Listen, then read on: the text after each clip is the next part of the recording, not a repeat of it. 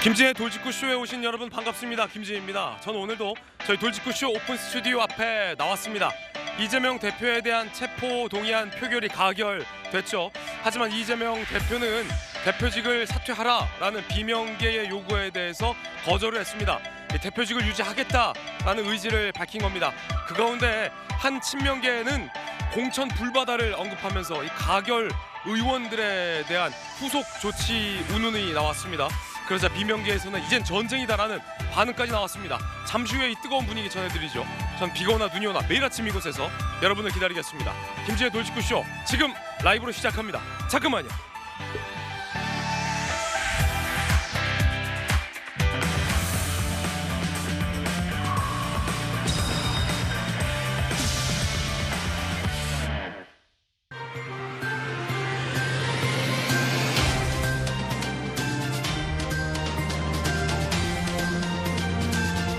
신문 읽어준 남자입니다. 체포동의안이 가결되자 이재명 대표가 단식을 중단했습니다.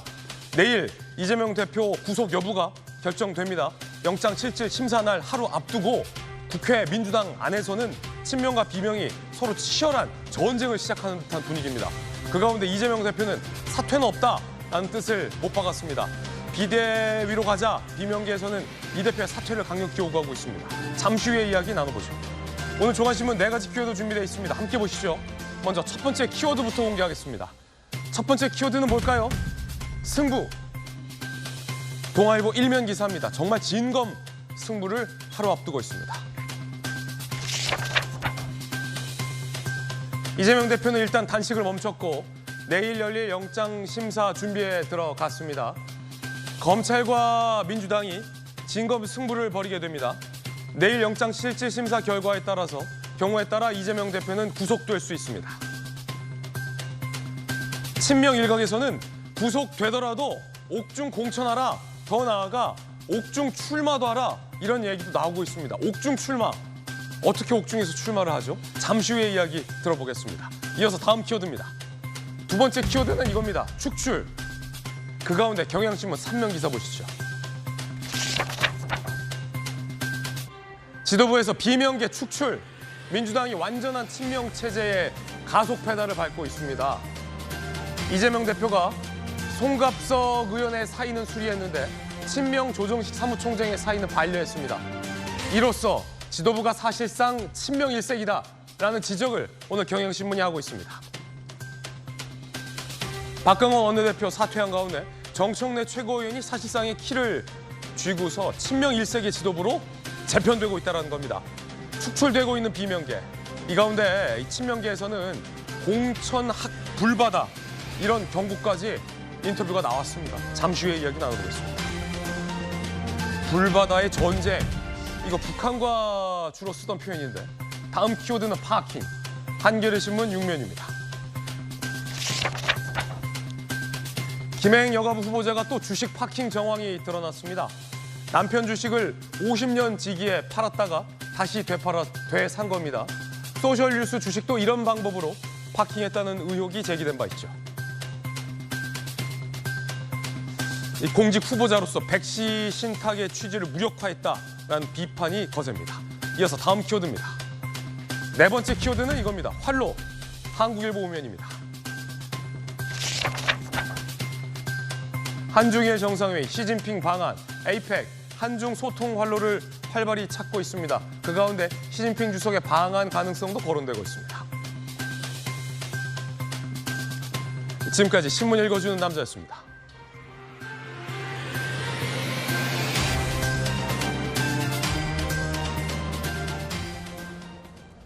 내일 이재명 대표의 영장실질심사 하루 앞두고 이재명 대표는 단식을 멈추고 영장실질심사 준비에 들어갔다고 합니다. 오늘 아침 함께 하신 분들 소개해드리겠습니다.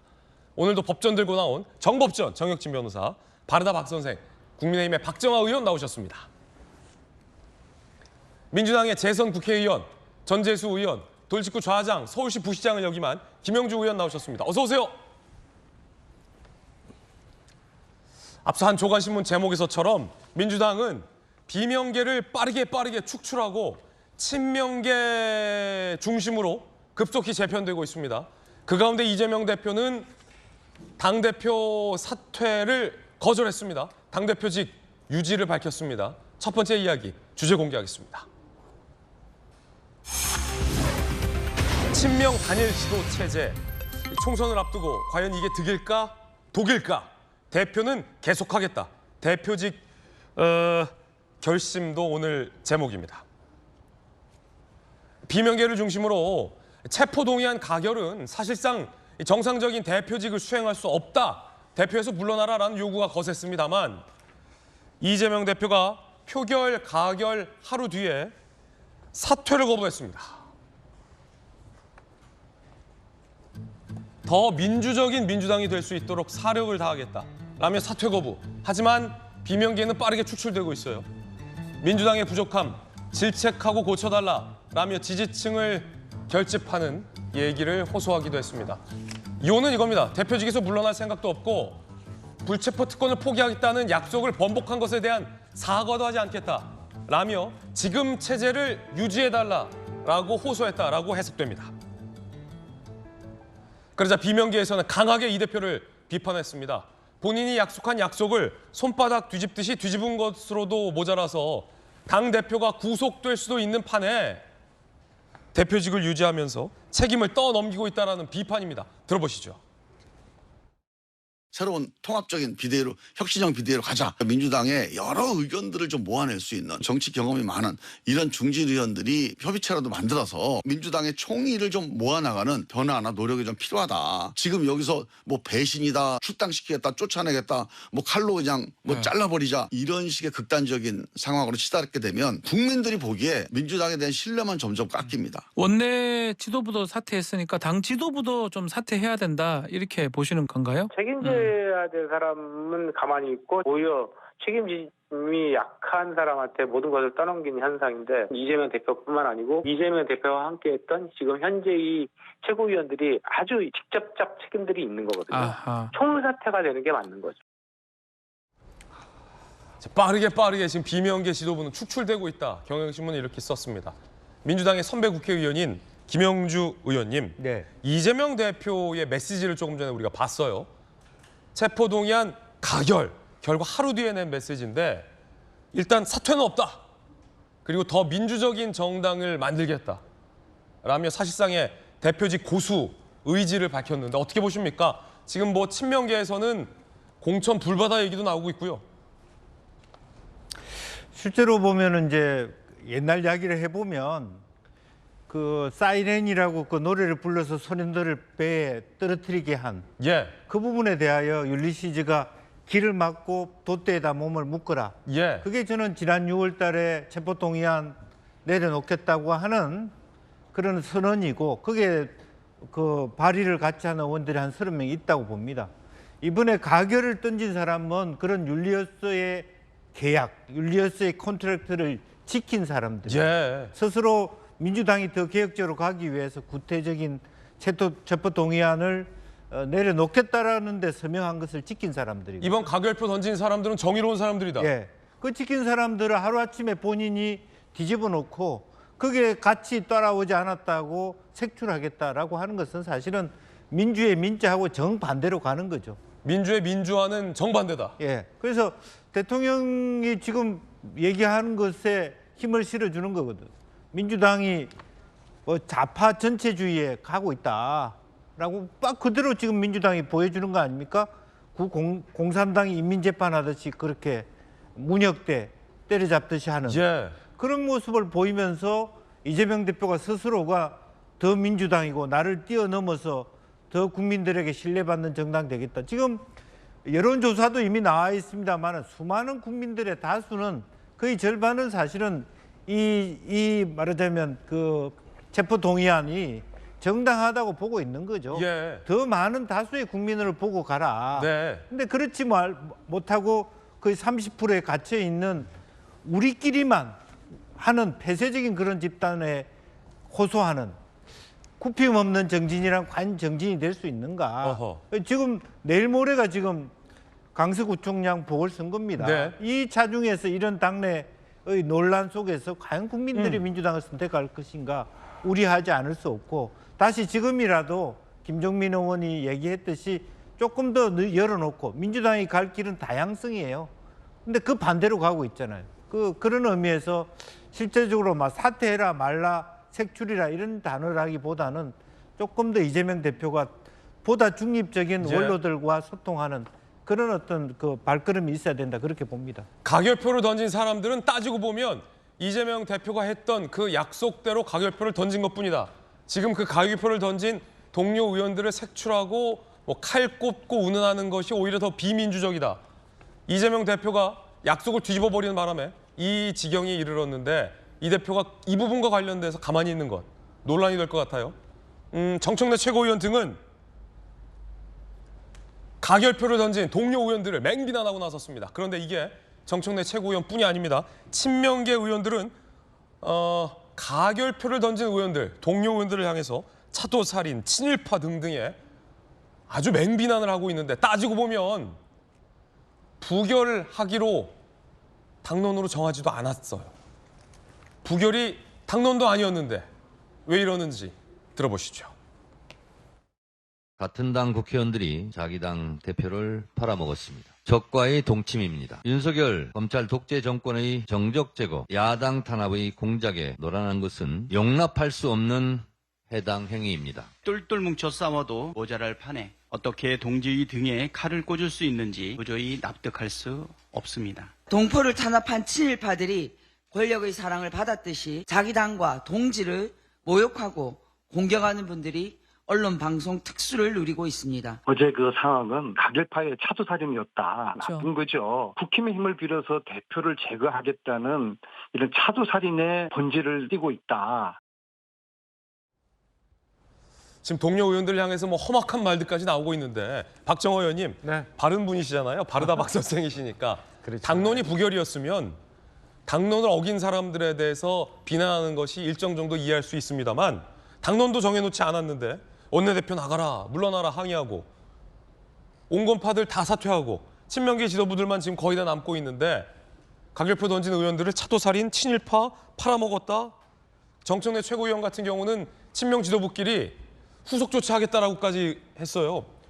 어떻게 보십니까? 오늘 아침에 어떤 라디오에 그 민주당 좀 전 앞에 쭉 네. 나왔던 분 중에 한 분은 나와서 이건 사실상 당론이었고 당론을 위배해서 가결 투표한 사람 색출해서 그리고 공개적으로 선언한 사람도 있잖아요. 가결 던지다. 이런 사람들 징계해야 된다고 징계 절차 받겠다고 얘기를 하더라고요. 분명하게. 이게 이 대표는 이 부분과 관련돼서는 입장 밝히지 않고 있는데 이심 전심 이거 이 대표의 뜻이라고 보십니까? 저는 뭐 뜻이라고 보죠. 엊그제 메시지 나왔잖아요. 그러니까 지금 그 체포동의안 가결에 대해서 가타부타 얘기하신 것처럼 거취 표명이나 아니면 이 건에 대해서 사과나 이런 거 없이 지금 진행되고 있는 거는 내일 원내대표 새로 선출하잖아요. 박광원 원내대표 물러나고 책임지게끔 한쪽에 이제 몰아넣어가지고 거기가 다 원흉이다 이렇게 해서 몰아내고 있는데 굉장히 빠르게 지금 수습을 하고 있는 중인데 제가 보면 이건 수습 정리라기보다는 강제 진압의 형태예요. 그러니까 민주라는 이름을 띠고는 그다음에 민주당이라는 이름을 갖고는 도저히 있을 수 없는 일이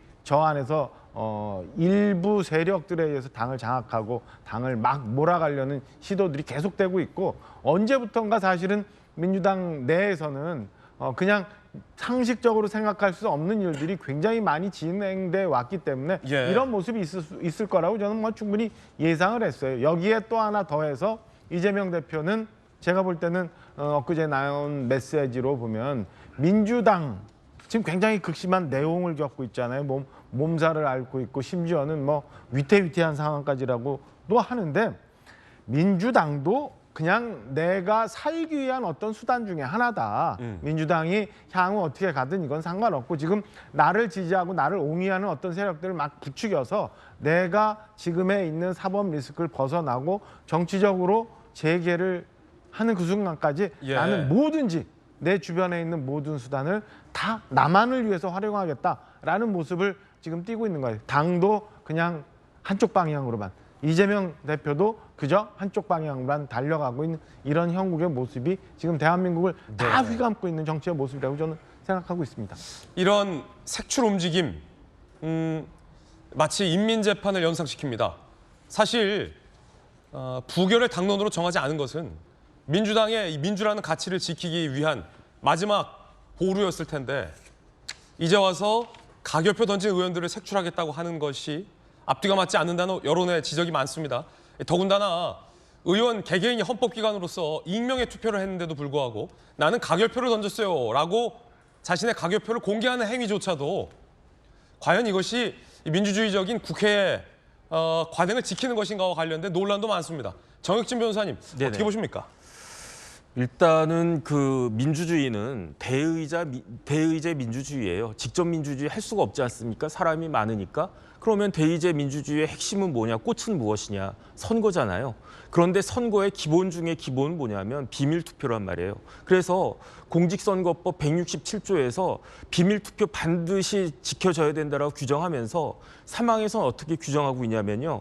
만약에 투표가 공개가 되면 그 공개된 투표는 무효다라고 돼 있어요. 예. 그러니까 물론 이제 공직선거법은 대선, 지선, 총선 이렇게 3개 선거에만 해당이 되니까 뭐 국회 내에서의 절차와 관련해서는 상관이 없다라고 하더라도 공직선거법은 선거의 기본이 되는 그런 법 아닙니까? 그 법을 누가 만들었습니까? 국회의원들이 만들었잖아요. 그런데 국회의원들이 스스로 그 투표를 한 것을 그 공개를 갖다 한 것이다. 그것도 자발적으로 공개한 겁니까? 그 어기구 의원이 그런 모든 것들을 다 어기면서까지도 그 한 이유는 그러면 외부 세력들에 의해서 자신의 양심을 어떻게 보면 버린 것이 되는데 그런 상황에서 어떻게 민주당이 민주라고 한 말을 쓸 수가 있는지 전 참 기가 차다 이런 생각이 들고요. 예. 그렇기 때문에 이 부분에 대해서는 더 이상 논란이 나오면 나올수록 민주당한테 좋을 건 하나도 없지 않나 하는 생각이 듭니다. 지금 제명 얘기까지 나와요. 친명계 측근, 이재명 대표 측근 의원은 가결표 던진 의원들에 대해서 제명이 확고한 생각이다.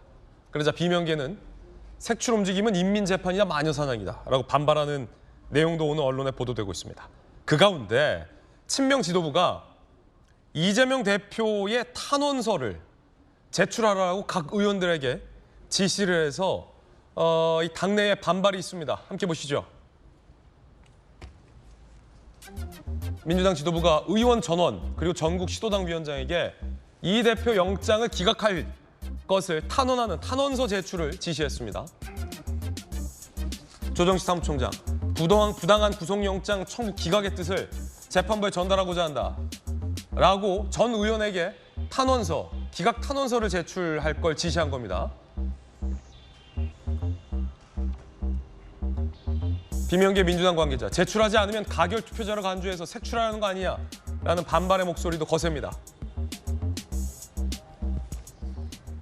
이게 왜 색출에 목적이 있다라는 얘기가 나오냐면 체포가 필요하다라고 가결을 던진 의원들은 영장을 기각해달라라고 탄원을 하게 되면 본인이 체포가 필요하다라고 도장을 찍고 부결을 시켜달라라고 탄원을 하는 것과 마찬가지이기 때문에 굉장히 이 가결표를 던진 의원들에게는 무리한 요구인데 이 지도부가 이걸 강제하고 있다. 이것은 마녀사냥. 뭐 이런 반발도 지금 나오고 있는데 이거 뭐 필수인가요, 의원님? 근데 꼭 그렇지는 않습니다. 꼭 그렇지는 않다. 예. 예를 들면은 저도 탄원서를 상당히 많이 쓰거든요. 네. 예, 왜 그러냐면 지역구에 굉장히 이제 억울한 일이 있다거나 또는 굉장히 억울하지는 않더라도 다툼의 소지가 있는 경우에는 어지간하면은 제가 탄원서를 다 써줍니다. 그렇기 때문에 이번 건도 이재명 대표에 대한 체포동의안이 가결이 돼서 이게 이제 큰 문제가 되는 것이지 사실은 당의 다른 의원이라든지 이런 분들이 이제 영장 심사를 받거나 또는 재판에 갈 경우에 통상적으로 이렇게 하는 경우들이 상당히 많이 있습니다. 그렇기 때문에 지금은 굉장히 비상한 상황에 지금 여러 가지 문제들이 지금 뭐 터져 나오고 있는 시점에 이제 탄원서를 제출을 한다 그러니까 이것도 이제 색출을 하려고 하는 거 아니냐 이렇게 하는데 저희들이 통상적으로 의원 개개인들이 지역구에서 올라오는 탄원서도 그렇고 그다음에 동료 의원이 재판을 받거나 이럴 경우에도 저희들이 통상적으로 탄원서를 많이 쓰고 있거든요. 그렇기 때문에 이거 탄원서를 가지고서 굳이 이제 색출을 하려고 한다 그런 의도를 가지고 있다라고만 보기에는 이전의 것과 비교를 하면은 꼭 그렇게 볼 것만은 아니다. 저는 그렇게 생각을 합니다. 그 가운데 유시민 전 노무현재단 이사장, 유시민 씨는요. 이재명 대표가 옥중에 출마를 해야 한다. 옥중에 결재를 해야 된다. 옥중에 공천을 해야 한다라고 주장했습니다. 옥중에서 출마라뇨?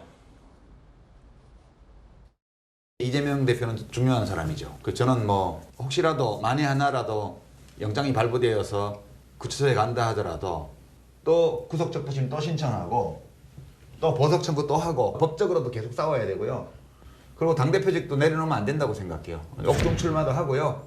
옥중 결재도 하고요. 이게 기싸움에서 밀리면 그 순간에 이제 진영이 무너지는 거기 때문에 그냥 굳세어라 제명아, 그냥 경쟁자 혹은 꼴보기 싫은 사람을 없애겠다는 거죠. 저쪽 정치 무대에서 이재명이 잡아 넣어라. 전 그렇게 넣으려면 뭐 판사를 뒤로 협박질을 하든 그렇게 해서는 어떻게든 잡아 넣어봐라. 이재명 죽으면 끝날 것 같냐? 죽지도 않겠지만. 자, 이 옥중 출마 이게 법적으로 가능한 건지 한번 물어보겠습니다. 유시민 씨는 이재명 죽여라, 죽여라. 옥중에서 출마하고 옥중에서 결제하고 내가 너그 서장님이랑 사우나도 가고 밥도 먹고 그 대목이 좀 연상되는데 옥중에서 출마하는 게 가능합니까 법적으로? 뭐 법적인 걸 떠나가지고 예. 제가 대학 다닐 때 유시민 씨 책을 읽었어요. 거꾸로 읽는 세계사. 네. 그런데 지금 와서 생각해 보니까 유시민 씨의 말은 다 거꾸로 보면 된다. 거꾸로 보면 정답이 아닌가 생각이 드는 게 다른 걸 다 떠나가지고 법이고 뭐고 떠나가지고 당헌이 있어요, 민주당에. 예. 민주당의 헌법이란 뜻 아니겠습니까? 80조에 어떻게 규정되어 있냐면 타이틀이 부패 연루자 제재가 돼 있어요. 네. 어떤 규정이냐면은 부정부패 혐의로 기소된 당직자는 기소와 동시에 직무를 정지한다 이렇게 되어 있단 말이에요. 예. 그런데 아주 당원에서 친절하게 뭐가 부정부패인지를 설명해 놨어요. 대표적인 게 뇌물죄하고 불법 정치자금 수수죄 아니겠습니까? 예외가 딱 하나 있어요. 어떤 예외냐면은 이렇게 기소가 됐는데 정치 탄압으로 인정되는 경우에는 이게 그 직무 정지를 안 할 수 있다. 그런데 정치 탄압인지 여부를 누가 판단을 하느냐? 옛날에는 윤리심판원에서 판단하도록 돼 있었다고요. 당연한 거 아니겠습니까? 그런 거 하려고 윤리심판원이 있어야 되는데 예. 그걸 당원을 개정했잖아요. 그래서 누가 이걸 판단하냐? 당무위원회가 판단하는데 지금 여기서 중요한 단어가 뭐냐면 제가 봤을 때 옥중이란 단어거든요. 옥중이란 단어는 뭐냐면 구속됐다는 이야기잖아요. 다시 말해서 검찰도 아니고 법원이 다른 범죄도 아니고 뇌물죄 혐의가 상당하다라고 해서 그 구속을 갖다 시킨 사람에 대해서 그 사람에 대해서 옥중 출마를 해라. 당대표를 계속해라. 그러면은 당무위원회가 정치 탄압이라고 하는 것을 법원에 그 결정하고 달리 이거는 정치 탄압이라고 강변하면서 이재명 대표가 당대표직을 수행한 것이 맞다라고 이렇게 이야기하면 제가 봤을 때는 민주당은 이쯤 되면 진짜로 갈 때까지 간 것이 아닌가 그런 생각이 들기 때문에 이게 뭐 법적으로 뭐 그런 걸 다 떠나가지고 예. 정말로 몰상식한 그러한 말씀을 하신 것이 아닌가 저는 개인적으로 그렇게 생각이 듭니다. 예, 정영진 변호사님 어떤 개인적 견해까지 들어보고 있습니다. 옥중에 출마한다. 김영주 의원님 또 네. 민주당의 선배 국회의원이셨잖아요. 네. 옥중에 출마한 사례가 있었나요? 과거에는 아마 옥중 출마 뭐 독재 시대에는 그런 시도를 하고 그것이 예. 의미 있어 보이는 시도가 있었을 겁니다. 그런데 지금 현재 민주화 이후에는 그런 사례는 없죠. 없죠. 예. 실제로 또 그런데 문제는 지금 이렇게 그 정청래 또 앞으로 뭐 친명 원내대표 체제에서 당무위원회를 한다면 옥중 출마, 옥중 결재도 가능할 것 같아요. 그래요? 그게 문제예요. 그러니까 기본적으로 자기 당의 기본의 어떤 당원 자체를 처음부터 이럴 일이 올 줄 알고 다 무력화시켜 놨잖아요. 그런 상태로 이 당이 계속 갈 가능성이 많다. 그렇게 됐을 경우에 물론 뭐 일부지만 뭐 10명 이내지만 어쨌든 분당 상태가 되든지 어떤 격렬한 싸움이 될 텐데 이제 과연 그러한 부분들을 저는 이재명 대표는 옥중 출마, 옥중 결재하려고 할 겁니다. 그런데 실제로 제가 생각할 때 대다수의 침묵하고 있는 당원들이나 특히 이제 호남에 계신 분들이나 당의 지지 기반인 또 원로들이 과연 그것을 정상적이라고 생각할지 이제 그런 부분들이 그 한번 이제 서서히 목소리가 추석 이후에는 나오지 않을까 생각이 들어요. 예. 그때도 과연 저런 게 가능할지 저는 모르겠습니다. 예. 옥중 공천, 옥중 출마. 과연 이 비명계 의원들은 어떤 생각일까요? 비명계 중진 이상민 의원은 이에 대해서 강짜다 이렇게 비판했습니다. 들어보시죠. 어쩔 수 없이 구속영장이 발부됐다. 그러면 대표직 그만둬야죠. 아니 무슨 독립운동하다가 교도소 간 것도 아닌데 깔끔하게 대표직을 물러나고 무감이 밝힌 다음에 다시 정치권에 재진입해서 이렇게 자신의 뭐 날개를 펼치는 방안을 생각해야지 그냥 옥중모를 하겠다. 이거는 제가 볼 때는 진짜 강짜죠. 진짜 있을 수 없는 국민적 상식으로 볼 때 그걸 국민들께서 그거를 온전하다고 보시겠습니까? 대표직 그만두는 게 상식인데 옥중에서 뭐 한다라는 건 지금 강짜다, 억지 부리는 거다. 이상민 의원은 이렇게 비판했습니다. 그런데 익명을 요구한 한 친명 지도부는요. 두고 봐라. 가결 던졌지? 공천 불바다 될 것이다. 이런 얘기를 했습니다. 공천 불바다. 공천 불바다. 오늘 조간신문 보도에 따르면 친명성의 지도부 의원 선제 공격을 당한 마당에 더 참을 필요가 없다는 말까지 나온다. 민주당 지도부 관계자 시기의 문제일 뿐 공천 불바다가 될 것이다. 오늘 동아일보 이 보도 보고 저는 깜짝 놀랐습니다. 과거 북한이 서울 불바다를 언급해서 라면 사재기가 있었는데 공천 불바다라뇨? 자, 그러자 비명계 초선. 불체포 특권 약속 깬 사람이 이끄는 정당을 국민이 선택하겠냐? 민주당 지도부 관계자. 시스템 공천이라는 게 괜히 있는 게 아니다. 이젠 전쟁이다라는 비명계의 반응도 오늘 같은 보도에 나왔습니다. 서울 불바다 이래에 가장 무시무시한 발언이 공천 불바다. 이 뭐 우리나라 근현대사 역사에 기록될 것 같은데 서울 불바다, 공천 불바다, 공천 불바다. 전재수 의원님, 부산은 그 6.25 전쟁 때도 안전했어요.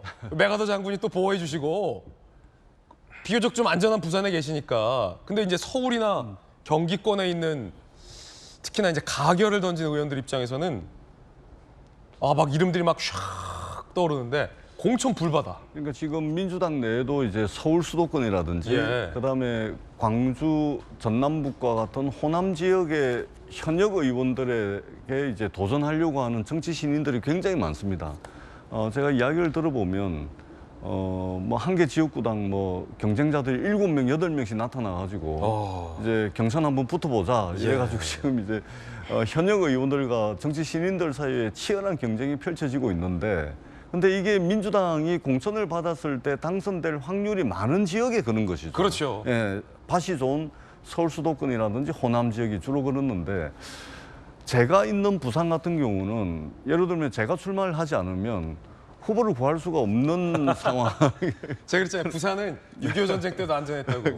그렇습니다. 그러니까 저 같은 경우는 이제 공천 문제에서는 이제 상당히 이제 비켜나 있는데, 그러니까 이제 굉장히 좋은 자원들이 부산에도 좀 뭐 후보가 너무 많아가지고 넘쳐나가지고 너무나 치열한 과열 양상을 띠고 있는 그런 지역에서 오히려 부산이라든지 또는 경남이라든지 또는 대구 경북이라든지 자기 고향이 뭐 부산일 수도 있는 거 아닙니까? 그렇기 때문에 이런 데로 좀 많이 오셔가지고 우리 후보들의 어떤 질적인 경쟁력이라든지 이런 걸 좀 높여주면 좋을 텐데, 그런 아쉬움이 사실은 있는 것이죠. 그런 상황에서 공천 불바다니 또는 이제 다른 지도부는 이 또 시스템 공천이다 이렇게 말씀을 하시는데, 지난 5월 달에 이재명 대표 체제에서 공천 룰과 관련한 TF팀을 꾸려가지고 이미 그 룰을 정한 바가 있습니다. 그렇기 때문에 지금 격앙된 분위기에서 격앙된 표현이 나와서 그런 것이지, 격앙된 이 지금 마음 상태를 좀 누그러뜨리고 좀 톤 다운을 하면 당연은 이제 당헌 당규에 시스템 공천이 돼 있습니다. 그리고 이것이 지난번 총선에서도 이 시스템 공천이 관철이 돼 있기 때문에 격앙된 상황에서 좀 거친 표현이 나온 것으로 그렇게 이해를 하시면 될 것 같다라는 말씀을 드리겠습니다. 예. 자, 확실히 이제 한국 전쟁 때도 안전했던 부산의 또 어려운 지역을 지키고 있는 전재수 의원이라 공천 불바다로부터 조금 여유 있는 듯한 모습도 인상적이었습니다. 박정호 의원님, 강원도는 철의 삼각지대, 한국 전쟁 당시에 엄청 치열했던 지역이고, 그렇죠. 북한이 서울 불바다를 언급했던 이유는 서울 경기 수도권에 대한민국 인구의 절반 가까이가 살고 있기 때문에, 그렇기 때문에 서울 불바다를 협박한 거예요, 우리 국민을. 불안감 주려고 했던 거죠. 근데 꼭 민주당이 강세를 보이고 있는 곳도 현재 서울 경기거든요. 서울 경기에 민주당이 정말 대다수의 의석을 보유하고 있잖아요.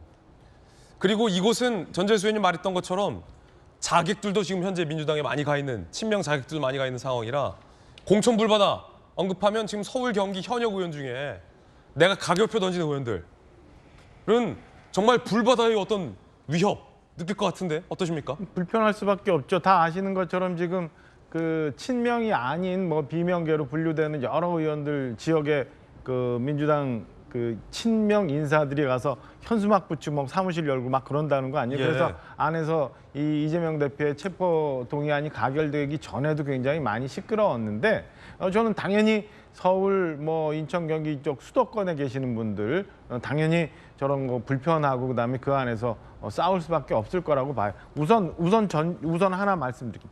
제가 대변인 이런 거 오래 했잖아요. 네. 뭐 청와대 대변인도 하고 당 대변인도 하고 여기저기 뭐 그 어떤 후보의 대변인 역할도 많이 했는데 이 언어나 이 단어 같은 건 그냥 나오는 거 아니거든요. 예. 굉장히 본인이 그 인식하고 있는 인식 속에서 나오는 거라 뭐 하려면은 어떤 사람 어떤 정권에 대변하려면 그 회의도 많이 들어가서 그 안에 이제 소위 그 싱크로율을 높여야 되는데 이 불바다라는 용어를 저렇게 쉽게 쓰는 거는 저는 굉장히 불안하지만 이 생각이 비슷한 사람이 얘기한 거 아닌가 싶은 생각이 들어요. 서울 불바다나 공천 불바다나 그 불바다가 갖고 있는 의미, 예. 그다음에 불바다라고 표현할 수 있는 이런 것들을 막 저렇게 얘기하면 일각에서 얘기하는 것처럼 민주당 내 무슨 이게 무슨 전체주의 국가, 인민재판 네. 이런 거하고 저는 맥이 같다라는 거 하나 우선 말씀을 드리고 두 번째는 이게 김영주 의원님 아까도 말씀드렸지만 사실은 민주당이라는 걸 가지고 지금 민주주의를 하자고 하고 그다음에 당을 살리고자 하는 것 같지가 않아요. 제가 보면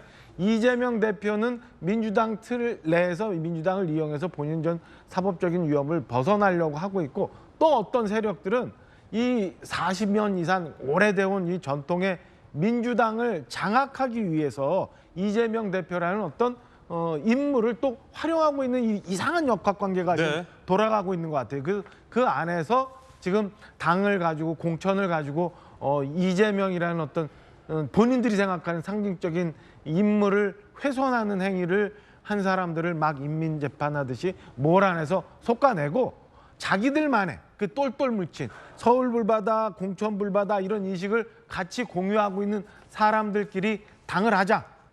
그리고 그래서 지금 이렇게 가결된 결과에 책임지게끔 해서 그 틀을 가지고 이 사람들을 지금 막 당에서 축출해내려고 하는 시도들이 생기는 것 같아서 저는 굉장히 위험한 상황들이 예. 지금 민주당 내에서 벌어지고 있다. 그리고 그 인식이 굉장히 무섭다. 생각합니다.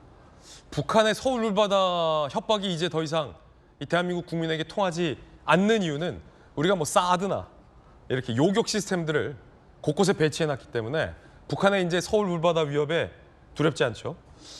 비명계 의원들 사이에서는 뭐 이 경기도권에 사드라도 배치해야 되는 거 아니냐 뭐 이런 우습게 농담도 나오고 있다고 합니다.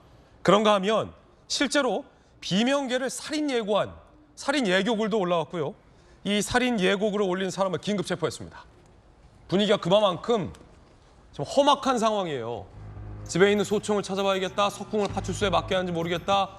가결표 추정 의원을 언급하며 두 차례나 살인 예고글을 올린 40대 A씨 긴급 체포됐습니다. A씨, 이 대표 체포동의안 가결된 것에 화나서 살인 예고글을 올렸다. 공무집행 방해 혐의. 수원지검, 증거인멸 및 도주 우려가 없다. 안양지원, 수원지법 안양지원, 영장을 기각했습니다.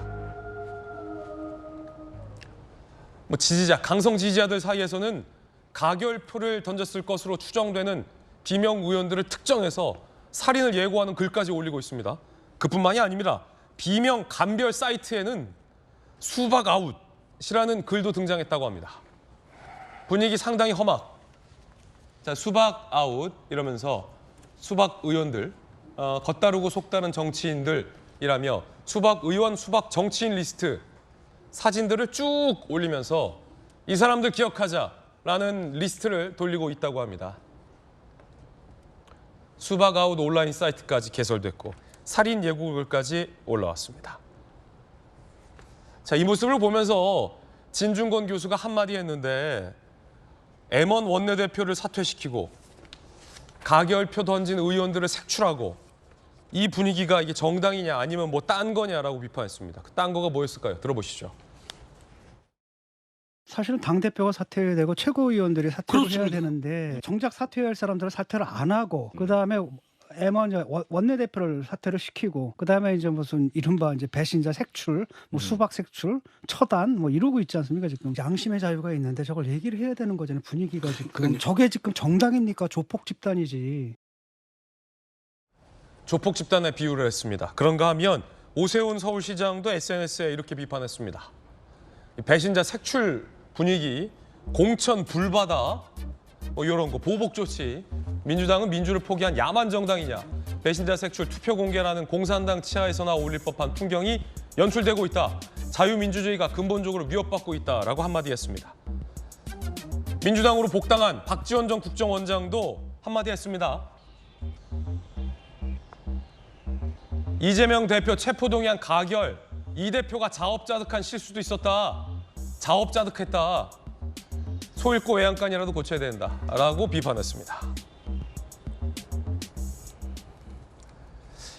이 친명 지도부가 가결표를 던진 비명계 의원들을 색출하고 공천 보복을 운운하고 있는 험악한 분위기 속에서 이재명 대표가 이 부분과 관련돼서 입을 다물고 있는 것이 이 친명 지도부에 힘을 더해주는 건 아니냐, 이심전심 논란까지 더해지고 있는 그런 상황입니다. 그 가운데 똑딱똑딱 이 대표를 향한 구속영장 실질심사의 시간은 다가오고 있습니다. 내일 이재명 대표는 영장 실질심사를 받게 되고요. 체포동의안이 가결되자 이재명 대표가 단식을 중단했습니다. 두 번째 이야기 지금 시작하겠습니다. 단식 스톱, 영장 전쟁 시작.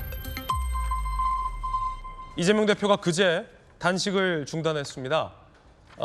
당 대변인은 의료진의 강력 권고 때문에 중단했다라고 밝혔으나 당 일각에서조차 결국 체포동의안이 가결됐으니까 단식을 멈췄다라며 단식의 명분이 결국은 체포를 피하기 위한 것 아니냐라는 비판도 있습니다. 일단 강선호 대변인 이야기 들어보시죠.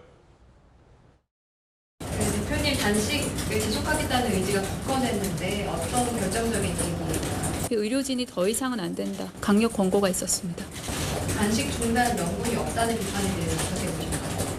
의료진의 강력한 권고로 단식을 중단하는 겁니다. 대표님의 의사결정이 아니었고요. 대표님은 그거 같은 권고에 스스로 동의를 하셨나요? 관련해서는 제가 알지 못합니다. 의료진의 강력한 권고가 있었다는 것까지 알고 있습니다.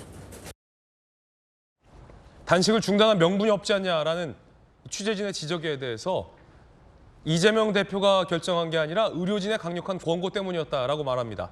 그러자 기자가 한 번 더 묻습니다. 그럼 그 의료진의 강력한 권고를 이 대표는 동의했느냐? 그러자 당 대변인은 알지 못한다라고 답변을 피하는 모습도 전해드렸습니다. 단식을 중단한 명분, 영장 실질심사 대비가 표면적인 이유겠죠? 이 대표 특 핵심 관계자, 검찰 정치 수사에 결연히 맞서는 날인데 당사자가 안 갈 수 있겠냐라며 영장 실질심사 출석하겠다라고 밝혔습니다. 이거 뭐 출석 안 하면 체포한다라는 얘기도 앞서 검찰 쪽에서 나왔었어요.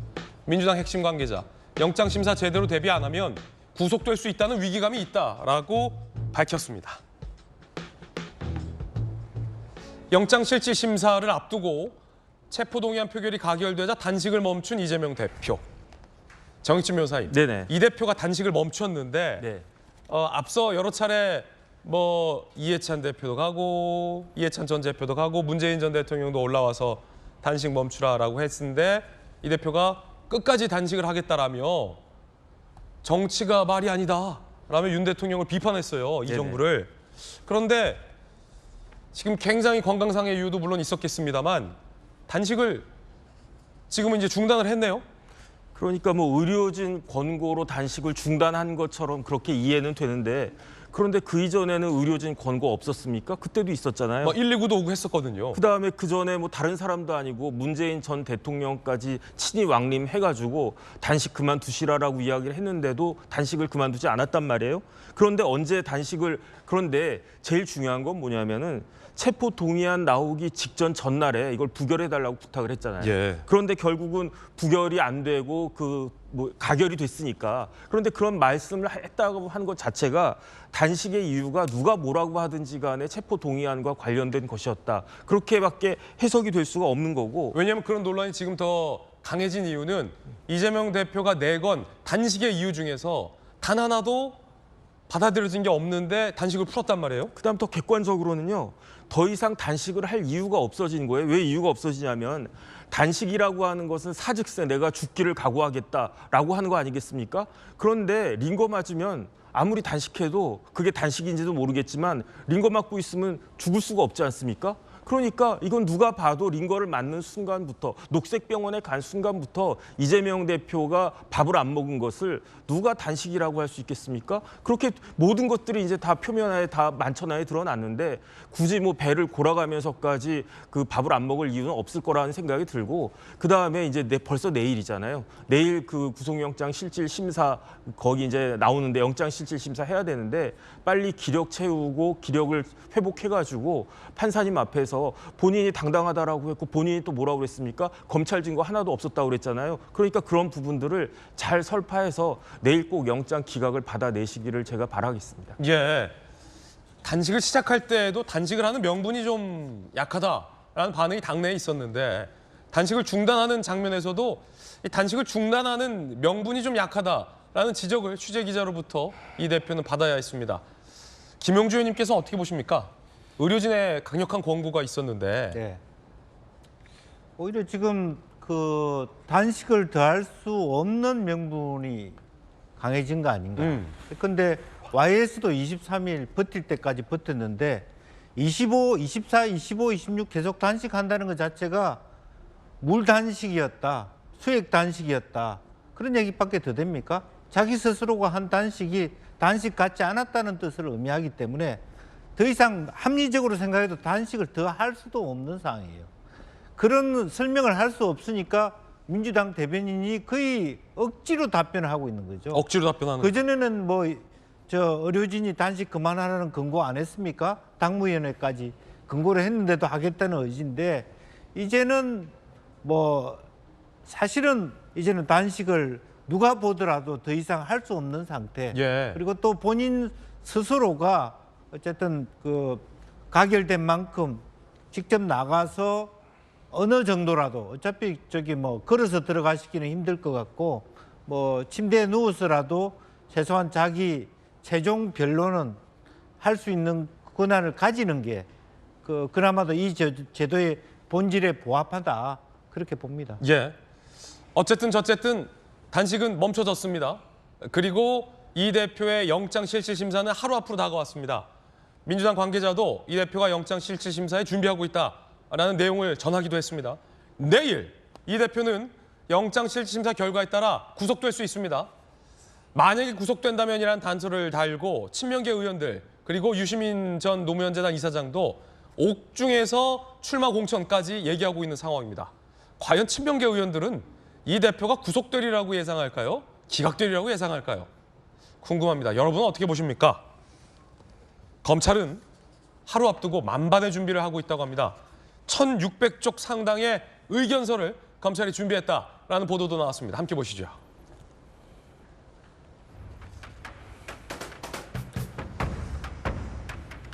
백현동 사건 500쪽, 대북 송금 사건 800쪽 분량의 의견서를 검찰은 제출했어요.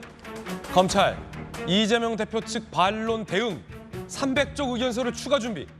야, 이거 500쪽, 800쪽 이미 쓰고 거기에 300쪽 더. 1,300쪽 받고 300쪽 더한 거예요. 합해서 1,600쪽.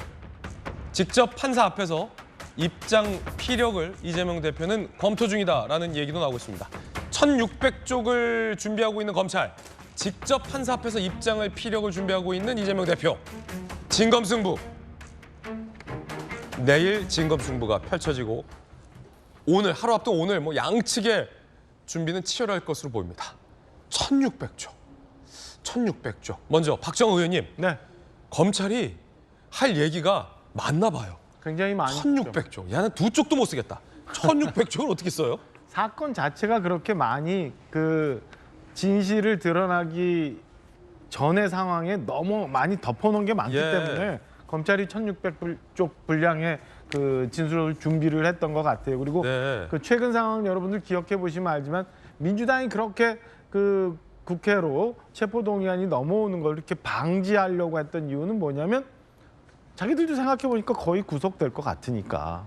두 번째, 이재명 대표가 단식이란 저게 금식인지 단식인지 모르겠어요. 링거액 그 줄에 나온 그 색깔 갖고도 논란이 좀 있던데 단식인지 금식인지 모르지만 저렇게까지 뭐 저항을 했던 이유가 뭐예요? 저는 이번에 들어가면 도저히 안 되기 때문에 구속될 수밖에 없기 때문에 본인 스스로도 생각했기 때문에 그런 거 아닌가라는 생각이고 마지막 지난주 한번 봐요. 한동훈 장관이 국회에서 이재명 대표의 체포동의안을 설명을 하는 와중에 국회가 엄청 소란스러웠어요. 시끄러웠죠. 말을 못하게 할 정도였어요. 거기에 가장 크게 말을 못하게 민주당 의원들이 항의를 해서 결국 못 읽은 부분이 뭐냐면 증거에 관한 부분이에요. 증거 부분을 한 장관이 결국 못 읽었다. 백현동과 그다음에 대북송금과 관련한 증거를 여러분께 지금부터 얘기하겠습니다. 증거는 하나도 없다고 얘기하지만 이 증거가 차고 넘치고 있습니다. 라고 하면서 읽으려고 했더니 민주당 의석에서 난리가 나가지고 결국에는 의장이 제지하는 중에도 결국엔 못 읽고 말았어요. 근데 저는 검찰이 이 1600쪽 분량의 의견서에 이런 것들이 다 담겨져 있다고 봅니다. 그러니까 저렇게 양이 많이 늘어날 수밖에. 이 안에는 이 범죄가 얼마나 위험한지에 대한 설명도 충분히 있고요. 그다음에 이재명 대표 측에서 얼마나 많이 이 증거를 훼손하려고 했는지에 대한 증거도 전 충분히 있다고 보기 때문에 저는 내일 10시부터 아침에 있는데 밤늦게나 뭐 나오겠습니다만은 이재명 대표 스스로도 민주당 의원님들도 구속이 당연히 될 수밖에 없는 상황이었기 때문에 지금까지 그렇게 저항해 왔던 것 아닌가라고 생각합니다. 1600쪽 검찰이 할 말 많다.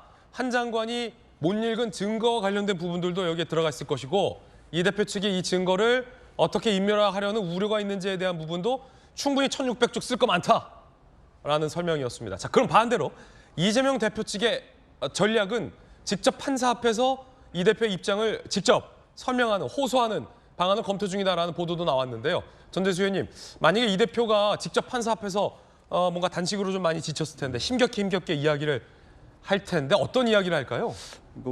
저는 이제 박정호 의원님하고 생각이 다른데요. 네. 그러니까 이제 1600쪽이지 않습니까? 근데 이게 범죄 혐의가 제대로 소명이 되고 충분히 설명이 된다면 이 1600쪽이라 되는 방대한 자료가 필요 없습니다, 사실은. 딱 범죄로 딱 되면 증거 몇 개만 있으면 끝나는 거예요. 근데 이게 1600쪽에 달하는 방대한 자료를 준비를 했다는 것은 역으로 보자면 어떤 정황이라든지 또는 어떤 진술이라든지 이런 것들을 많이 채워져 있다라고 판단을 할 수가 있는 것이거든요. 그렇기 때문에 범죄 혐의가 명확하게 소명되면 1600조 저는 필요 없을 거라고 생각을 합니다. 그런데 이제 내일 당장 결정이 되는 거잖아요. 그렇기 때문에 우리가 뭐 예단해서 뭐 이렇게 될 것이다, 저렇게 될 것이다 예상하는 게 사실상 의미가 없습니다. 이게 뭐 1년 뒤에, 2년 뒤에 뭐 결정될 일이 아니고 내일이면 이제 영장 실질 심사가 있기 때문에 그렇기 때문에 저는 오히려 1600쪽이 검찰의 어떤 그동안 피의사실 공표라든지 또는 공무상 비밀 누설 뭐 이런 등등 해가지고 이제 여러 가지 진술을 흘리고 또 진술이 바뀌는 그 과정을 봤을 때 오히려 검찰이 너무 정황만 기술을 한 것이 아닌가 그렇게 이제 보여지고요. 그 다음에 우리가 이제 국민의힘을 지지하든 민주당을 지지하든 우리 국민들이 많이 가지고 있는 것 중에 검찰의 수사 관행, 반드시 고쳐야 될 수사 관행을 우리 국민들이 많이 문제 제기를 합니다. 예를 들면 영장 실질 심사를 하든 재판을 하든 간에 이 재판에 부당한 영향을 미칠 수 있는 피의사실 공표라든지 공무상 비밀 누설 이런 것들이 그동안 지난 2년 동안 이재명 대표 수사 과정에서 너무나 많이 이루어져 왔습니다. 그렇기 때문에 내일은 이러한 것들이 부당한 영장 실질 심사에 영향을 미치지 않고 그야말로 판사에 의해서 증거와 법리에 의해서만 영장 실질 심사가 이루어지길 바란다는 말씀을 드리겠습니다. 내일 검찰과 이재명 대표는 정말 그야말로 건곤일척의 승부를 합을 벌이게 됩니다. 과연 누구의 논리가 법원에서 인정될지 받아들여질지가 초미의 관심사입니다. 검찰의 논리가 받아들여진다면 1600쪽 상당의 검찰의 주장이 받아들여진다면 이재명 대표 구속. 이재명 대표의 논리가 받아들여진다면 기각일 겁니다. 어느 결과가 나오든 한쪽에게는 정치적으로 굉장히 큰 치명타가 불가피해 보이는 그 승부. 그 결과는 과연 어떻게 될까요? 이 승부를 가르는 이 결정적인, 아주 결정적인 핵심 쟁점 저희가 정리해봤습니다. 함께 보시죠. 자, 이 두 가지에 따라서 아마 결정되지 않을까. 핵심 쟁점 첫 번째, 혐의 소명 여부. 검찰 방금 본 것처럼 1600쪽 의견서를 준비했다. 이건 사실 상당한 양의 물적 정황 증거를 검찰이 확보하고 있다라고 법조계에서는 얘기하고 있습니다. 이 두 번째는 구속 여부를 가를 증거인멸 우려인데 앞쪽에 이제 혐의 입증 부분에서는 검찰이 굉장히 자신감을 보이고 있어요. 증거인멸 우려에 대해서도 검찰은 이렇게 얘기합니다. 위증교사 이화영 회유 시도를 부각할 것으로 전망됩니다. 이미 이거보다 상대적으로 적은 혐의에서도 이재명 대표 측은 사법 방해를 하지 않았느냐라는 게 검찰 측의 입장. 이재명 대표 측은 전재수 의원님 방금 말했던 것처럼 검찰이 무리한 수사를 하고 있다라고 주장을 하고 있는데요. 이걸 어떻게 입증할 거냐 법원에서. 이게 가장 큰 관건입니다. 자, 지금 말씀드리는 순간 정익진 변호사님. 네네. 골무 꼈어요, 손가락에. 골무를 끼는 습관은 네네. 법원에서 무언가 증거물을 검토할 때 쓰는 습관입니까? 이제 저도 나이 들어가지고요. 골무 한번 보여주세요. 그 손가락에 예. 물기가 없어가지고 예. 잘 안 넘어가요, 이 종이 같은 게. 아니 근데 유독 요 핵심 쟁점 부분에서 골무를 꼈는데 네네. 내일 이게 지금 핵심이라는 거죠. 증거 인멸 우려 여부.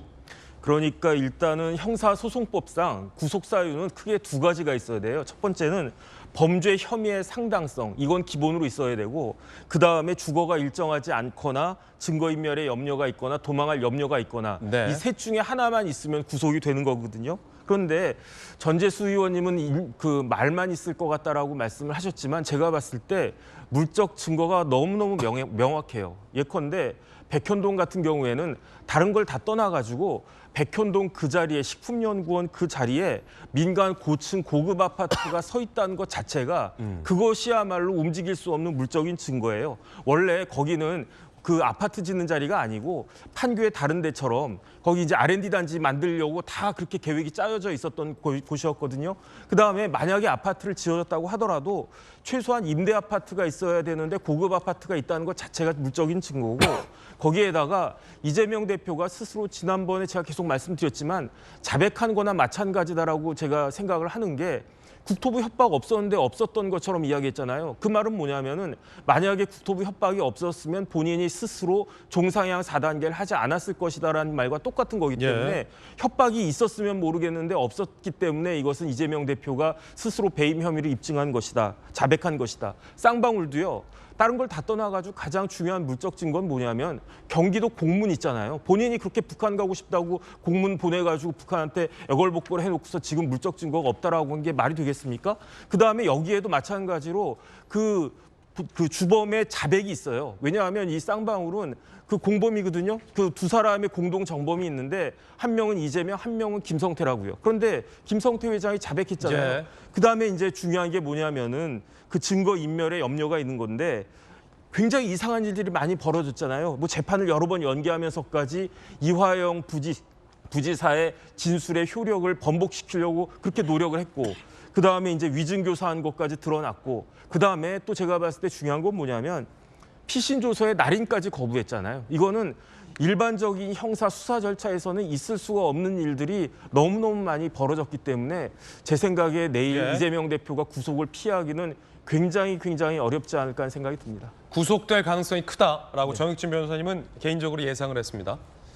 자, 그 가운데 한동훈 법무장관이 앞서 국회에서 이 증거 부분을 언급하려 하는 순간 민주당 의원들의 거친 고성 항의가 있었습니다. 결국 한 장관이 증거를 못 읽었어요. 그 부분에는 어떤 내용이 담겨 있었는지 잠시 후에 전해드리겠고요. 먼저 그 장면부터 보시죠. 다음으로 불법 대북 송금 관련 뇌물 및 외국환 거래법 위반 혐의에 대해서 설명드리겠습니다. 자신의 정치적 입지 확보를 위해서 조폭 출신의 사업가와 결탁하여 개인적 이익을 위해서 불법적으로 북한에 제공하여 국제안보까지 위협한 중대 범죄 혐의입니다.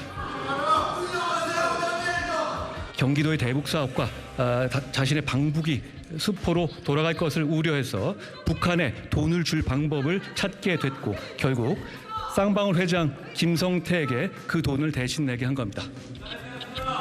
지금까지 내준 보여주면 2014년 계좌 거래 내역과 후원금 내역. 제가 5번 사용대 의원 때만 가결됐고 나머지 한 장관이 못 읽은 이 증거 부분, 결국 이 증거 요약본을 국회 서면으로 제출했다고 하는데요. 어떤 내용이 있을까? 함께 보시죠. 그중에 뭐 이른바 대북 송금 의혹과 관련된 내용을 보면 이런 내용이 기재돼 있다라는 보도가 오늘 나왔습니다. 혐의 증거 요약본, 대북 송금 관련된 대목, 이화영 진술 내용. 쌍방울 김성태가 지사님의 방북 비용까지 비즈니스적으로 처리할 것입니다. 제가 굉장히 의미심장해 봤던 이 비즈니스적으로 처리한다라는 대목 다시 한번 등장했군요. 그러자 이재명 대표가 잘 진행해 보시면 좋겠다라고 이야기한 대목이 이 증거 요약본에 구체적으로 기재가 돼 있다라는 내용도 오늘 보도가 되고 있습니다. 어쨌든 이런 부분들을 갖고 내일 법정에서 다투게 될 겁니다. 이 대표가 구속될지 아니면 기각될지, 검찰이 요구한 영장이 기각될지는 아직 아무도 모르는 상황입니다. 여러분은 어떻게 생각하시는지 궁금합니다. 그런가 하면 이 민주당 일각에선 주로 친명 지도부 일각일 텐데요. 구속되더라도 우리한텐 석방 요구한 카드가 있다라는 얘기가 나옵니다. 석방을 요구해서 풀려나오게 하면 된다. 12월 임시국회에서 이재명 석방 요구안을 추진할 가능성도 있다는 거예요.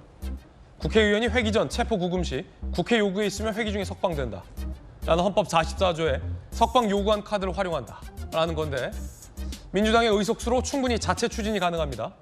서청원 전 한나라당 대표 석방 요구안 채택됐던 적이 있었는데요. 당시에 한동훈 검사가 비회기 때 다시 서청원 의원을 재수감시킨 적도 있습니다. 야, 요게 그 한동훈 장관 전공이네요. 다시 석방 요구안으로 풀려나더라도 다시 재수감시키는 게 한 장관의 어떤 주특기다. 뭐 이거 대단하네요. 그러면 민주당에서 설사 12월에 석방 요구안으로 이재명 대표가 석방되다 하더라도 한동훈 법무부 장관 있는 한 다시 수감될 수 있다. 뭐 이런 얘기도 나오고 있습니다만 아직 뭐 구체적으로 이 석방 요구안을 활용할지 여부는 검토되지 않았다라는 내용도 있습니다. 그런데 이 부분은 원칙적으로 불가능한 거 아닙니까? 불가능하다. 왜냐하면 비회기 때가 아니라 회기 중에 투표를 통해서 가결된 사안하고 그 비회기 때 체포구금한 건 구분되기 때문에 네. 이건 적용 대상이 아닌 걸로 보입니다. 원칙적으로는 적용 대상이 아니다.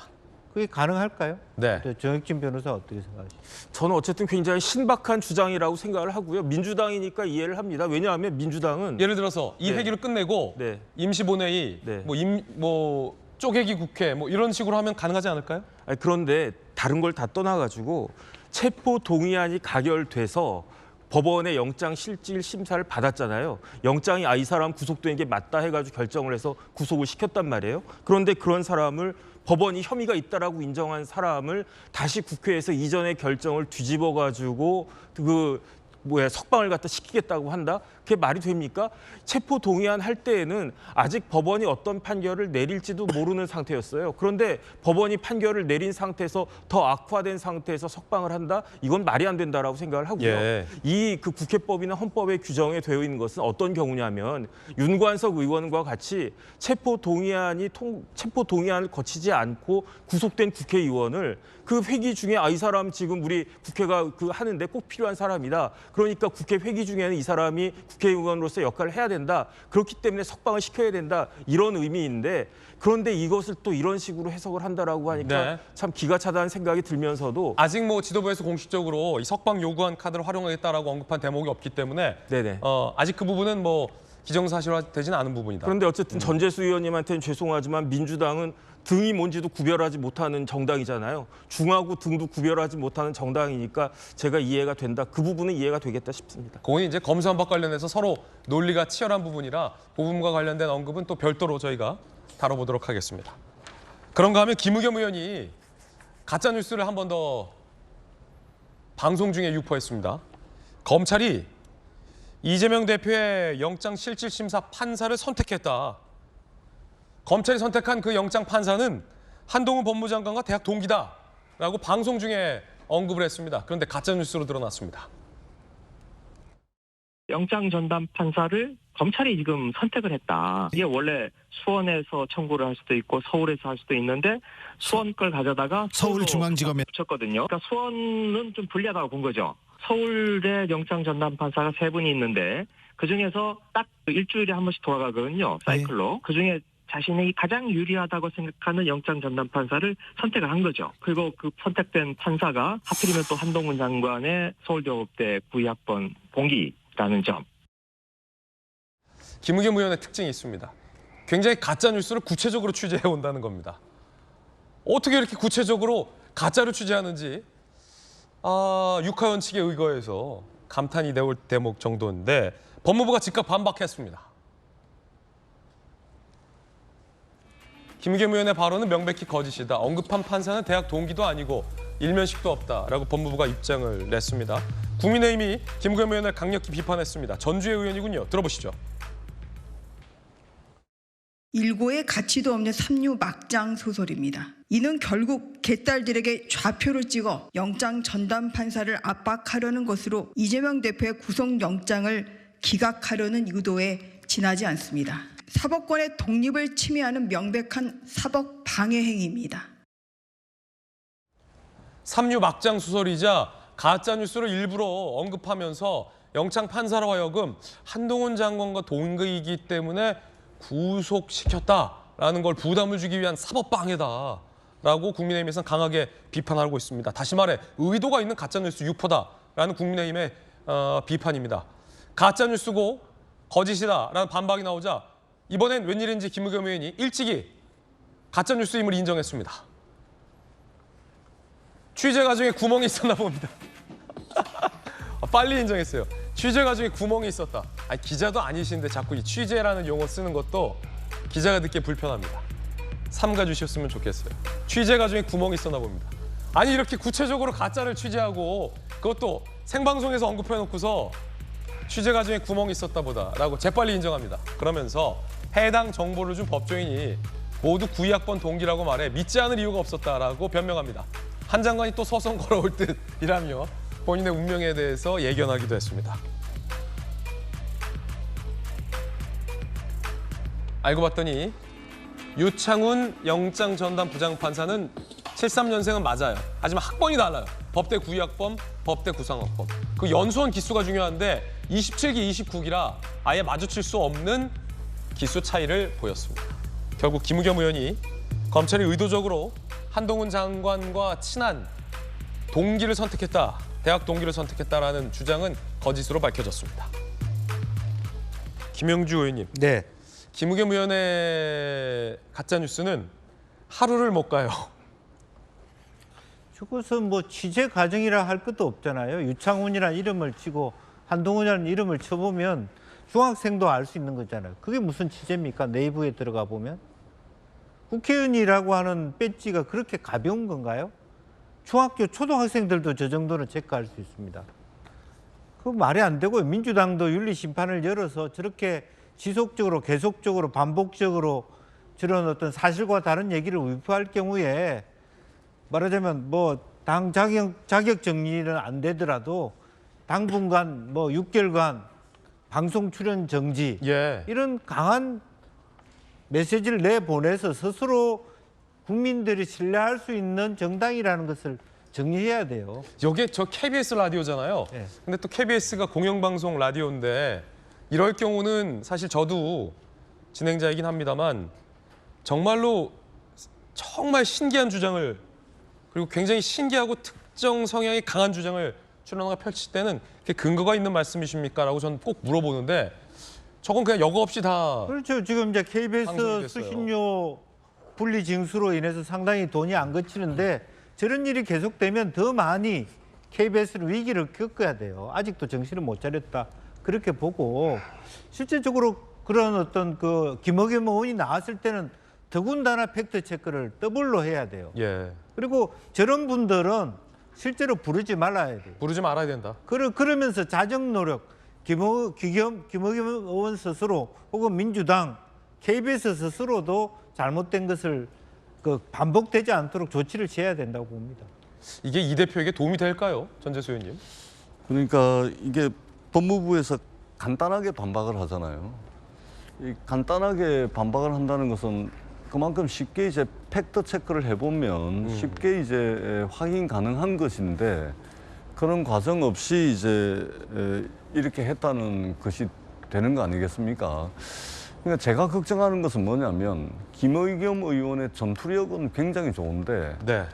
때때로 이 쏘는 총알이 원하는 방향이 아니고 오히려 이제 이 자기가 쏜 방향으로 돌아온다는 게 문제가 되는 거지. 지금 있잖아요. 예. 당이 탄원서까지 다 받아가지고 어떻든 당대표의 영장실질심사에 대비해가지고 당력을 전부 집중하고 있습니다. 네. 영장심사에서 기각 판정을 받을 수 있도록 서명운동도 하고 있고 의원들의 탄원서도 다 받고 있는데 지금 김의겸 의원이 전혀 사실과 다르게 검찰이 자기들 마음대로 할 수 있는 영장 전담 판사를 정했다. 예. 이래버리면 실제 영장 실질 심사를 해야 될 그 판사가 그 기사를 봤을 때 본인이 어떻게 생각하겠습니까? 불쾌하죠.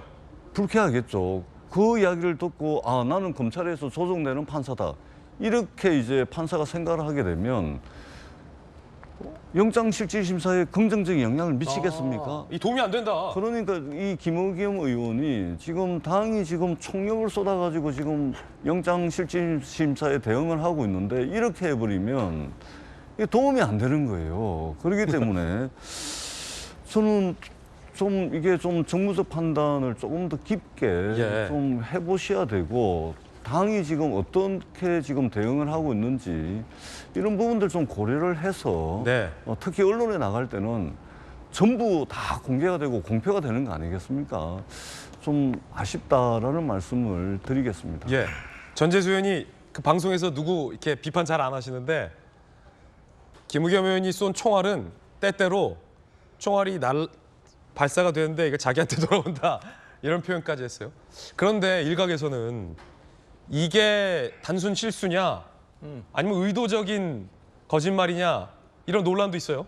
그 말씀 드리고 싶었어요. 지금 전제를 할 게 만약에 법무부에서 저거에 대해서 즉각적으로 거짓이라고 반박을 하지 않았다면 오늘 이 순간에도 민주당 일부 강성 지지층에서는 저 뉴스를 계속 퍼날르고 있었을 거예요. 그래서 만약에 그 영장이 발부가 되면 저거는 검찰하고 또 짠 정치 판사라고 또 얘기를 했을 거예요. 그런데 김의겸 의원이 공교롭게도 재밌게 바로 이거를 내가 잘못 취재했다고 또 인정을 하잖아요. 법무부 반박 나오자마자. 그거는 좀 전에 얘기하신 것처럼 제가 볼 때는 뭔가 의도가 있었던 것 아닌가 싶은 생각이 듭니다. 그러니까 이게 어설프고 거짓일 수 있지만 지금 김의겸 의원이 비례대표 의원이잖아요. 근데 지역구에 가서 지금 현역 의원하고 경쟁 좀 해보려고 하고 있잖아요. 저는 전주혜 대변인이 막장이라고 표현한 그 막장의 현실이 민주당 내에서 막 생기고 있는 것 아닌가 싶은 생각이 들어요. 그러니까 잘못될 수도 있고 가짜일 수도 있는데 그냥 나 여기 있어. 나도 좀 알아주세요. 내가 대여투쟁에 앞장서고 있습니다를 아마 강성 지지층들한테 어필하려고 저렇게 매번 그 자기한테 돌아오는 뻥총을 자꾸 쏘고 있는 것 아닌가라는 생각이 들 수밖에 없는 구조가 막 돼버렸어요. 너무 쉽게 얘기하고 너무 쉽게 인정하는 의도가 저는 조금 배경이 정치적 의도가 있다라고 해석을 합니다. 예, 여야 의원 두 분 의견 들어봤습니다. 이번엔 저희가 준비한 다음 순서입니다. 세 가지 뜨거운 소식 엄선했습니다. 첫 번째 소식부터 공개하겠습니다. 이화영 전 부지사인데 이화영 전 부지사가 최근에 자필 입장문을 내서 또 진술을 번복했습니다. 그런데 저희 채널A의 취재 결과 이화영 전 부지사의 최근 입장문은 검찰에서 이거 진술 번복한 게 아니다라고 얘기했다라고 단독으로 취재가 됐습니다. 다시 말해서 검찰 수사에 협조하는 그 스탠스를 유지하고 있다라는 말인데 이게 도대체 어찌된 일인지 너무 진술을 여러 번 바꿔서 헷갈립니다. 함께 보시죠. 채널A가 단독으로 취재한 부분입니다. 이화영의 최근 옥중 자필 편지는 이 지사의 방북 비용 대납 보도는 사실이 아니다. 쌍방울 측에 방북을 신경 써주면 좋겠다고 당부했을 뿐 이 지사에게 사전 보고된 내용은 아니다라며 검찰에 시인한 대목과 다른 내용을 이 지사가 얘기해서 마치 부인하는 듯한 입장문이 최종 나온 바 있죠. 그런데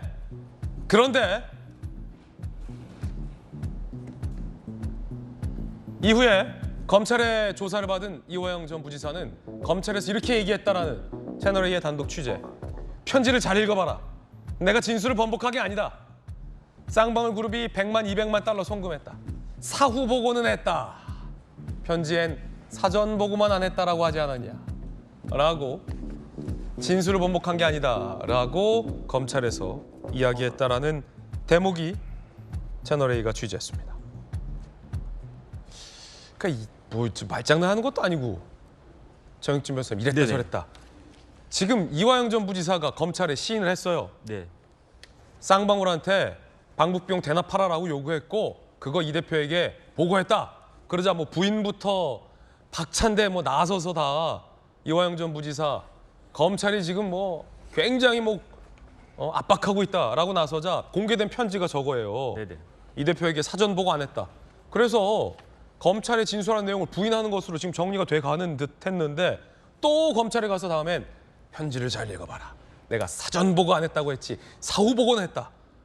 그러니까 실체적 진실을 알겠는데 왜 이렇게 오락가락한 겁니까? 지금 이화영 그 부지사는 내 속에 내가 너무 많은 거예요. 조성모예요? 네네. 그 뭐 이럴 수도 없고 저럴 수도 없고 바람만 불어도 막 마음이 왔다 갔다 하고 옥중 편지 제가 읽어봤거든요. 예. 그 아마 인터넷에 떠 있었던 것 같은데 제가 읽어봤던 것 같은데 어떻게 규정이 되어 있냐면 어떻게 써 있냐면 2019년 7월에 김성태에게 마닐라에서 방북 신경 좀 써달라고 했다라고는 인정을 했어요. 네. 그다음 또 뭐라고 되어 있냐면 사전 보고는 안 했다라고 되어 있어요. 그 말은 뭐냐면은 사후에 보고했다라는 식으로 충분히 읽힐 수가 있고 그다음에 검찰에서는 이화영 부지사가 사전 보고 사후 보고 토탈해가지고 최소한 17번은 했다라고 했는데 그런데 적어도 이화영 부지사가 사후 보고는 한 것처럼 그렇게 그 옥중 편지에서도 이야기가 되고 있는 거고요. 네. 그다음에 이 옥중 편지에 대해서 김영태 변호사가 뭐라고 이야기했냐면 이런 모든 것들이 그 이화영 부지사에게 회유와 압박이 있었기 때문에 이런 식으로 진술이 번복이 된 것이다라고 주장을 했는데 예. 거기에 대해서 이화영 부지사가 동의 못한다고 그랬어요. 그렇죠. 동의 못한다라고 하면서 자필 입장문을 냈는데 그 입장문에 회유나 압박은 없었던 것처럼 그렇게 이야기를 한 거니까 그러니까 어쨌든 이화영 부지사는 속으로는 소극적으로 나는 그래도 말을 뒤집지는 않은 것이다라고 본인 스스로는 그렇게 이야기를 한 건데 그렇군요. 그런데 마치 특히 이제 이재명 대표나 아니면 이화영 부지사의 부인이나 이런 사람들은 이화영 부지사는 가만히 있는데 이 사람 그 진술이 번복이 된 거다. 그러니까 의미가 없다. 이런 식으로 몰아갔을 뿐이지 이화영 부지사는 왜냐하면 여기서 부인까지 하면 그러면 개전의 정이 없는 것이기 때문에 그렇기 때문에 이화영 부지사 입장에서는 어떻게든 형량을 줄이고 싶을 것이다. 저는 그런 생각이 듭니다. 예, 이화영 부지사의 재판은 뭐 한 달 넘게 공전되고 있습니다. 이 여파도 상당합니다. 쌍방울 수사, 검찰 인사에까지 영향을 줬다라는 보도도 나오고 있습니다. 이렇게나 영향이 큰 이화영 전 부지사 재판의 지연, 과연 이게 의도된 지연인지 불가피한 지연인지를 두고서도 논란이 상당히 많은 셈입니다. 그 가운데 이화영 전 부지사의 사실은 진술 번복 아니다라는 검찰의 진술 내용까지 보도해드리고 있습니다. 이번엔 저희가 준비한 두 번째 뜨거운 소식 주인공 만나보시죠. 김행 여가부 장관 후보자의 이른바 주식 파킹 정황이 또 드러났습니다. 함께 보시죠. 2014년 청와대 대변인 임명 당시 배우자가 보유하고 있던 소셜뉴스 주식을 22,000주를 배우자 친구 A씨에게 매각했습니다. 그리고 다시 그 주식을 되찾은 의혹이 제기됐죠. 중학교 때부터 중마고 당시 친구가 백지 신탁 대상이 됐는데 주식을 사달라고 했다. 5년 정도 주식 보유하다가 2018년 같은 가격에 돌려줬다. 파킹 정황을 인정했습니다. 이러면 공직자 주식 백지 신탁을 무력화했다라는 논란 불가피해 보입니다. 민주당은 김행 후보자를 강력 비판했습니다. 언제까지 천박한 욕심과 허접한 변명을 참고 들어줘야 하나? 신우이에 이어 중마고 주식 파킹까지 놓친 한동훈 장관의 무능한 인사 검증이다라고 거센 비판을 했습니다. 전재수 의원님, 본인 주식과 관련돼서도 신우이에게 맡겼다가 다시 되찾은 남편 주식도 이번에 또 파킹한 정황 나왔는데 어떻게 보십니까? 근데 어떻든 김행 여가부 장관 후보자는 되게 복이 많은 분 같습니다. 지금 이제 야당이 지금 당내 문제로 지금 이게 그 인사청문회도 제대로 못하고 지금 국민들께 제대로 알려내지도 못하는데 아마 이대로 그냥 임명이 될 것 같은데 문제가 지금 한두 가지가 아닙니다. 이전에 여러 여성에 대한 인식의 문제라든지 지금 재산 문제라든지 지금 너무나 많은 문제들이 터져 나오기 있기 때문에 사실은 이것이 국민들에게 제대로 알려지면 이게 여가부 장관 후보자가 될 수 없을 정도로 너무나 많은 것들이 쏟아지고 있기 때문에 저는 이쯤 되면 윤석열 대통령께서 이 임명을 철회하는 것이 맞지 않을까 그렇게 생각을 합니다. 이번에 여가부 장관, 국방부 장관, 그리고 문체부 장관 이렇게 임명을 하셨는데요. 하나같이 15년 전, 10년 전의 분들이고 우리 사회에 정말로 또는 윤석열 정부에 정말 사람이 이런 분들밖에 없을까라는 굉장히 우려가 든다라는 말씀을 드리고 그중에서 이 김행 후보자는 반드시 이분은 임명을 철회하셔야 될 필요가 있다. 그렇지 않고 만약에 임명을 했을 경우에는 두고 국정 운영에 발목을 잡을 수 있는 소지가 많은 분이다. 이런 말씀을 드리겠습니다. 이에 대해서 김행 후보자 측은 폐업 위기에 몰린 회사, 이 주주 피해 업계 전량으로 매입해 준 것이다. 오히려 굉장히 의로운 행동이다라고 반박을 하고 있다는 대목도 말씀드립니다. 그런가 하면 김행 후보자는 이 가짜 뉴스다라며 목소리를 높였습니다. 들어보시죠. 가짜 뉴스를 만드는 사람도 굉장히 사회적 폐해지만 가짜 뉴스를 퍼뜨리고 정치 공세를 하는 것은 정말 적절치 못하다. 가짜 뉴스의 폐해에 대해서 목소리를 높였는데 이 김행 후보자가 만든 위키트리에 언중에 가장 많은 조정 내용이 뭐였을까요? 이게 오늘 한 언론의 도마 위에 올렸습니다. 바로 가짜 뉴스 의혹이었습니다. 위키트리, 정정보도 손해배상 요구, 언론중재위원회 조정 신청, 2019년 이후 57건, 김행 후보자 복귀한 시점이라고 하는데 신청 사유가 대부분 가짜 뉴스 의혹이었다라는 겁니다. 신현영 의원에 따르면 가짜 뉴스를 격렬히 비판했던 김 후보자의 태도와 모순된다. 청문 준비단은 제가 답할 수 있는 사안은 아닌 것 같다라는 반박도 나왔습니다. 김영주 의원님 어떻게 보십니까? 그러니까 자기가 그러한 그야말로 어떤 공탁 제도, 신탁 제도를 이행하지 않으면서 대변인을 했고 복귀 이후에 자기가 맡은 그 언론사가 57건이나 언론중재위원회의 조정 대상이 되었다. 그 내용들이 대부분 가짜 뉴스였다 그러면 지금 다시 쉽게 얘기하면 2019년 이후 2023년까지 보더라도 이 자리에 서기까지 자기의 기본적인 바탕이 가짜 뉴스를 통한 자기 지지자, 즉 윤 대통령이든 어떤 권력자에 대해서 아부하는 그런 행태를 취해왔다는 것이죠. 그 가짜 뉴스를 바탕 삼아서 자기가 입신양명하는 그런 후보가 지금 여성가족부 장관 후보고 또 여성에 대한 젠더, 성 인지도, 감수성도 없는 후보가 되어 있습니다. 그래서 그야말로 가짜뉴스 그 퇴출을 제일 강하게 주장하는 분이 누굽니까? 대통령과 법무부 장관이다. 그렇게 생각하면 우선 그런 자기의 말, 윤 대통령 스스로가 본인 말, 또 대통령실에 본인의 어떤 권위를 지키기 위해서라도 최소한 김행 후보자라도 중간에 정리를 시켜야 된다. 그렇게 봅니다. 예. 자, 이번엔 뜨거운 소식, 세 번째 소식의 주인공 만나보겠습니다. 조 전 장관인데 조국 전 장관이 최근 사회적으로 명예를 회복해야 한다. 어떻게 할지 고민이다라고 밝혔습니다. 들어보시죠. 친구와 동지들이 여러 가지 제안을 하고 있는데 사회적으로 명예회복을 해야 된다는 생각은 하고 있고요. 그걸 어떻게 해야 될 것인가 하는 고민이 있습니다. 김우준 씨의 유튜브에 출연해서 사회적으로 명예를 회복해야 한다라고 생각을 하고 있고 어떻게 해야 할지 고민이다. 마치 뭐 총선 출마라도 할 듯한 분석도 나오고 있는 상황인데 박정호 의원님, 네. 사회적으로 명예를 회복한다라는 것은 뭐 조 전 장관의 자유인데 일단 2심 판결부터 좀 보고서 명예를 회복할지 말지를 결정해야 될 것 같은데 곧 2심 판단 앞두고 있잖아요. 네. 1심에서도 유죄고 최근 관련 재판에서도 증거 능력이 인정돼서 다른 혐의 유죄가 나온 걸 보면 2심도 유죄가 나올 것이 강력한데 어떤 명예를 회복한다는 걸까요? 그거하고는 상관없는 것 같아요.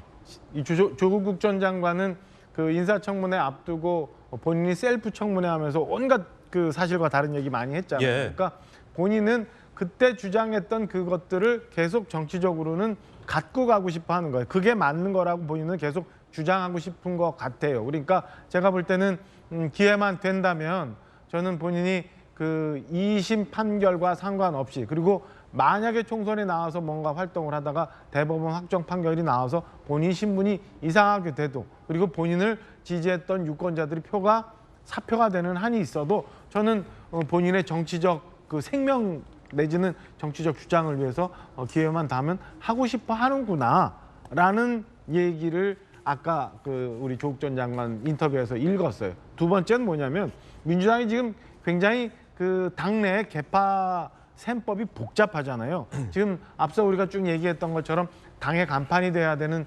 당대표가 지금 사법 리스크 때문에 내일 당장 구속되느냐 안 되느냐 뭐 이런 위기가 있고 그다음에 그 안에 보면 뭐 전통민주당 그다음에 뭐 한총열 계열 그다음에 친문 계열 막 이렇게 복잡한 개파 상황 속에서 저는 조국 전 장관이 나를 앞세워서 무언가 나를 이용해 주세요. 내가 당의 얼굴 마담이 돼볼게요라는 사인도 이렇게 막 흔드는 것 아닌가라는 생각이 듭니다. 그래서 국민들이 일반적으로 생각하고 있는 사법 감정과 이와 굉장히 격리되고 유리되어 있는 조국 전 장관과 그 가족들의 행태가 굉장히 좀 보기가 좋지만은 않다라는 생각이 듭니다.